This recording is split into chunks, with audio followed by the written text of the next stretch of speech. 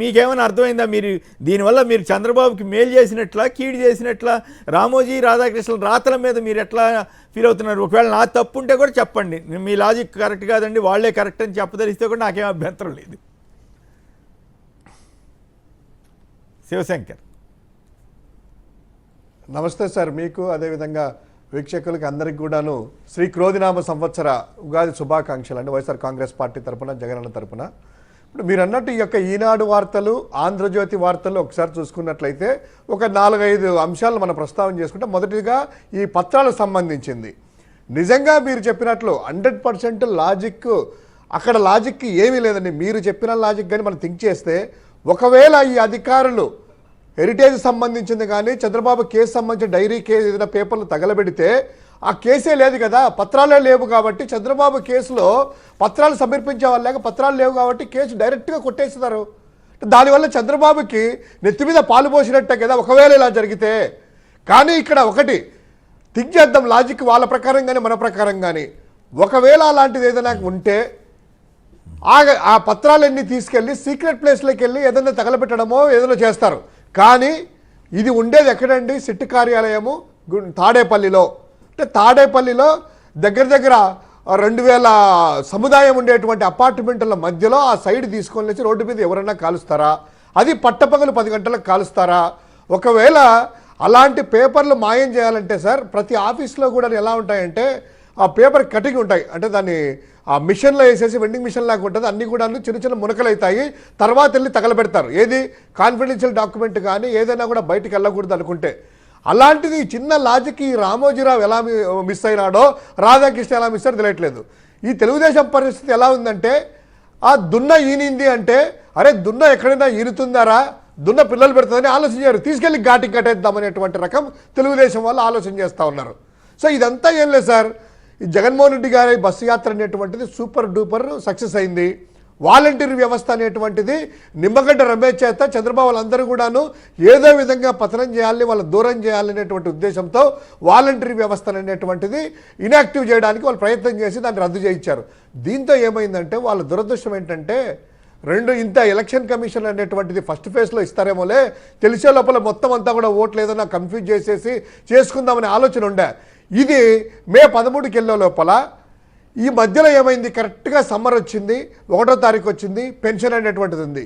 పాపం 58 నెలల నుంచి అందరూ కూడాను ముసలి అవ్వాతాతలు కానీ దివ్యాంగులు కానీ ఇంటి దగ్గరికి రావడము, ఆదివారమా వర్షం పడిందా ఎండలు ఉన్నాయా సంబంధం లేకుండా 6 గంటల లోపలే తలుపు కొట్టి ఇదిగో అని ఇస్తే చిరునవ్వులు చూసి ఆ పండు ముసలులంతా కూడా పాపము ఈ నెల రాకపోయేసరికి గిలగిలగిలా కొట్టుకుంటున్నారు పాపం. ఎందుకంటే వాళ్ళ బాధ లాంటిది. 2వ తేదీ లేదు, 3వ తేదీ లేదు, 4వ తేదీ లేదు. ఎక్కడికి వెళ్ళాలంటే సచివాలయ పరిధిలో కంటే సార్ 4-5 పల్లెలు కలిపితే ఒక సచివాలయం ఉంటుంది. అంటే 5-6 పల్లెల నుంచి ఒక్కసారి ప్లేస్లోకి రావాలి. వాళ్ళు వచ్చే లోపల ఏమవుతుందంటే 10ల సంఖ్యలో అంతా కూడా చాలామంది చనిపోయారు. వాళ్ళ కుటుంబ సభ్యులే కాకుండా ఊరిలో కూడా ఒక జుగుప్సారమైనటువంటి వాతావరణం నెలకొంది తెలుగుదేశం పార్టీ మీద, ఈ చంద్రబాబు మీద. దీంతో కంగు తిన్నారు ఒక్కసారి.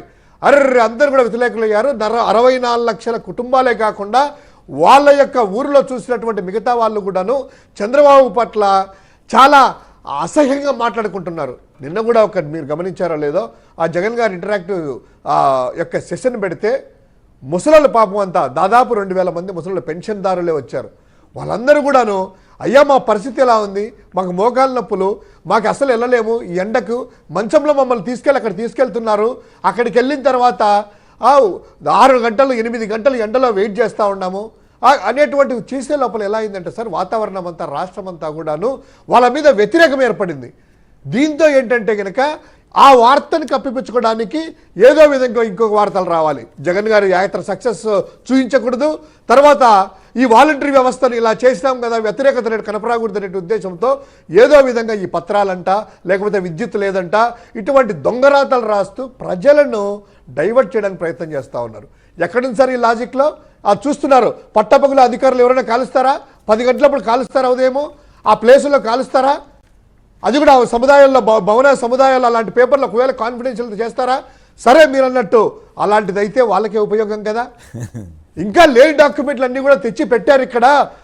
సిట్ అప్పుడు కాకుండా ఇంకా అడిషనల్ డాక్యుమెంట్లు వచ్చాయి చంద్రబాబుని ఇరికించడానికి అనేటువంటిది ఏమన్నా రాస్తే ప్రజలు నమ్ముతారు. ఇలాంటి చీఫ్ ఇలాంటి చీప్ రాతలతో ఈ యొక్క వీడియోలతో వాళ్ళకి ప్రయోజనం ఉండదు. ఇంకోటి మీరు అన్నట్టు వాలంటరీ వ్యవస్థలో ఏమో ఇంకోటి సార్ విద్యుత్ గురించి రాస్తున్నారు కదా. ఇక్కడ నిజంగా హైదరాబాద్కి లాస్ట్ వీక్ వెళ్ళాను సార్, ఏదో పెళ్ళి ఉంటే కనుక విద్యుత్ హైదరాబాద్ పట్టణంలోనే నగరంలోనే విద్యుత్ 2 సార్లు ఆపేయింది. ఒకసారి 15 నిమిషాలు, ఒకసారి 50 నిమిషాలు. వాళ్ళు అంటున్నారు ఈ అమ్మ కేసీఆర్ ఇప్పుడు కొంచెం పవర్ వచ్చేది, ఈ పవర్ ఎందుకు పోయిందని. కానీ ఆ రాత నెక్స్ట్ డే చూస్తాను నేను వాంటెడ్గా. ఎక్కడే కానీ రాసిన దమ్ము ధైర్యమా లేకపోతే చంద్రబాబు శిష్యుడి మీద ప్రేమనో కానీ అక్కడ ఎక్కడా వార్త రాయలేదు. కానీ ఇక్కడ సార్ రాష్ట్రం విడిపోయినప్పుడు మీరు కూడా జర్నలిస్ట్గా ఉన్నారు, 20,000 యూనిట్ల కొరతతో ఆంధ్రప్రదేశ్ రాష్ట్రం మొదలైంది. తర్వాత 1600 మెగావాట్ల పవర్ జగన్మోహన్ రెడ్డి గారు వచ్చిన తర్వాత ఈ యొక్క 58 నెలల్లో 1600 మెగావాట్లు పర్చేజ్ చేయడమా లేకపోతే సౌర లేకపోతే ఈ విద్యుత్ సంస్థల ద్వారా ఒప్పందాలతో జనరేట్ చేసిన పవర్ సర్ప్లస్గా ఉంది. ఈరోజు ఎండలు చూస్తున్నాం సార్. ఈ యొక్క ఆంధ్రప్రదేశ్లో ఒకటి గుర్తు చేస్తున్నాను, ప్రతి ఒక్క పౌరుడికి పర్చేసింగ్ పవర్ పెరిగింది. ప్రతి ఒక్కరి ఇంటిలో పల్లెల్లో కూడా చూడండి ఒక కూలరో ఒక రకమైనటువంటి వాళ్ళ ఏసీలు ఉన్నాయి, వాషింగ్ మిషన్లు ఉన్నాయి. అంటే ఈ యొక్క పవర్ అనేటువంటిది యూటిలైజేషన్ పెరిగింది, వినియోగం పెరిగింది ప్లస్ ఎండలు. దీంతో ఏంటంటే కనుక పవర్ డిమాండ్ బాగా ఏర్పడింది. అయినా కూడా ఎక్కడా కూడా కొరత లేకుండా పరిశ్రమలకు అటు అందిస్తూ ఏ విధంగా ఈ యొక్క మిగతా సెక్టార్స్ కూడా సబ్సిడీ ఇస్తూ ఈరోజు పవర్ ఇస్తా ఉన్నారు. అది రాయదు కానీ దొంగ వార్తలు రాస్తారు. నీకు దమ్ముంటే తెలంగాణ వర్సెస్ ఆంధ్రప్రదేశ్ అని రాయండి. పవర్ 58 నెలలు అక్కడెంత పవర్ కొన్నారు, ఎక్కడ జనరేట్ అయింది, అక్కడ వినియోగం ఎంత, ఇక్కడ వినియోగం ఎంత, అక్కడ ఛార్జీలు ఎంత, ఇక్కడ ఛార్జీలు ఎంత, అక్కడ ఉద్యోగాలు ప్రతిదీ రాసే దమ్ముందా? ఇప్పుడు ఈనాడులో ఆంధ్రప్రదేశ్లో వచ్చే అబద్ధాలన్నీ మీరు చర్చ పెట్టాలంటే ఒక రోజు సరిపోదు, ఒక గంట సరిపోదు.